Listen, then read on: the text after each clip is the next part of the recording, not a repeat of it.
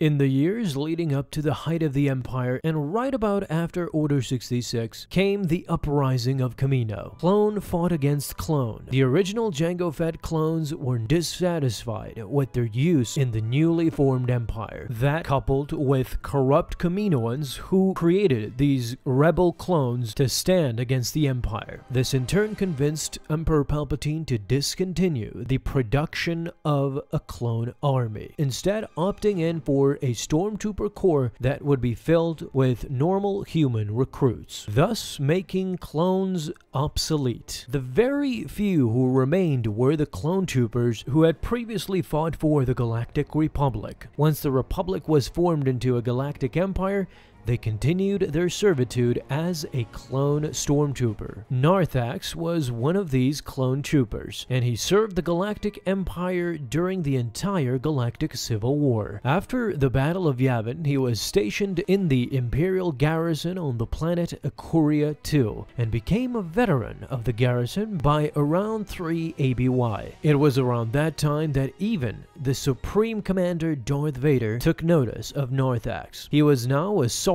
in the Stormtrooper Corps. Narthax trained stormtroopers in extreme weather survival tactics. He was one of Darth Vader's most well-trained and seasoned stormtroopers. It was during that time that the Empire discovered the Rebellion's hidden base that was located on the planet Hoth. This led to a subsequent ground invasion of the entire facility. Narthax, a snowtrooper sergeant by that point, was part of the assault as part of the Imperial Blizzard Force. He commanded a squad during the battle. He and his squad were part of the Blizzard Force as mentioned before. That was an Imperial Cold Assault Stormtrooper unit, an elite formation within the Stormtrooper Corps specializing in cold weather operations. To date, it is most famous for the ground force assault that attacked Echo Base during the Battle of Hoth under the command of Darth Vader and General Maximilian Veers. Because of their frequent use of the AT-AT walkers, their logo was adorned with an AT-AT. Sargent Narthax was among the stormtroopers who reached the base itself, pursuing the Alliance forces who were desperately evacuating their base. He can even be seen in the attack in Empire Strikes Back, his helmet-mounted sensors ready to catch any unsuspecting rebels. Narthax and his group ran into a corridor containing a heavily shielded pen where, unbeknownst to all of the troopers, the Alliance had previously quarantined some of the planet's predatory and carnivorous monsters known as Wampas. 3PO, who was also attempting to escape, stopped to tear off the warning label on the door to the pen before disappearing around another bend in the corner. Sergeant Narthax and his fellow stormtroopers reached that door, and the sergeant punched in the code on the door's control panel. The door slid open, and the troopers entered with military efficiency, only to be immediately attacked and killed one by the Wampas that were inside that room. Darth Vader later reached the room to discover a cave-in exposing the room to Hoth's daytime sun, along with the dead bodies of Sergeant Narthax and his squad under the piles of blood-stained snow. To date, around that time, 3 ABY, Sergeant Narthax is one of the fewest, if not one of the last, clones in recorded history to have served that long. It is one of my wishes for the channel to cover more clones that went on to not only survive the transformation of the Empire, but go on to serve in the Stormtrooper Corps in many years to come. Thank you guys so much for watching this video, and if you enjoyed, leave a thumbs up down below, subscribe for dailies. Now you can have an awesome day, boys and gals. I'll see you in the next video, and may the Force be with you until then.